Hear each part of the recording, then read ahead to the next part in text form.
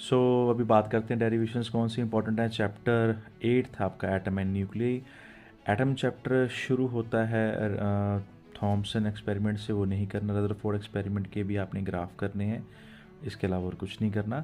उसके बाद limitation of Rutherford है, वो भी आप 1 नंबर की पढ़ सकते हैं। उसके बाद बोहर जहाँ शुरू होता है, 3 पोस्टुलेट्स हैं, वो अच्छे से करने हैं। उसके बाद जो रेडियस ऑफ बोहर एटॉमिक जो हाइड्रोजन एटम के लिए रेडियस है, वो उसका फॉर्मूला जो N square H square upon 4 pi square K Z D square into M वाला, वो अच्छे से करना है। उसमें क्वेश्चन आ जाता है कि प्रूव करें कि हाइड्रोजन एटम के केस में जो ऑर्बिटल्स हैं वो सारे इक्वली स्पेस्ड नहीं हैं।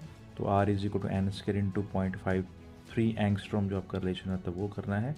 उसके बाद वेलोसिटी का रिलेशन आ जाता है, और वेलोसिटी प्रूव करनी होती है कि इन्वर्सली प्रोपोर्शनल टू एन है, वो कर सकते हैं आप। उसके बाद जो Lyman Balmer Paschen Brackett Pfund series, जितनी भी सीरीज़ हैं, उनका जो वेवलेंथ का फॉर्मूला है रिडबर्ग कांस्टेंट के साथ 1/λ is equal to R into 1/n1 square minus 1/n2 square. उसमें n1 n2 हर सीरीज़ के लिए पूछी जा सकती है। ट्रांजिशंस वाले न्यूमेरिकल्स करने, जिसमें इलेक्ट्रॉन्स किसी न किसी शेल से नीचे आ रहा है या नीचे से ऊपर जा रहा है, तो कौन सी शेल में जाएगा, आपको एनर्जी दी गई होगी, इस तरह के न्यूमेरिकल्स आपने करने हैं। एनसीईआरटी 5-6 न्यूमेरिकल्स वो बिल्कुल नहीं छोड़ने हैं। और किसी भी सीरीज़ के लिए शॉर्टेस्ट एंड लॉन्गेस्ट वेवलेंथ वाले न्यूमेरिकल्स आपको आ सकते हैं भी। लाइमन सीरीज़ के लिए या बार्मर सीरीज़ के लिए शॉर्टेस्ट वेवलेंथ या लॉन्गर वेवलेंथ निकालिए। हो सके तो इनके सारे आंसर्स आप थोड़ा सा याद कर लें, क्योंकि कैलकुलेशंस काफ़ी टफ होती हैं।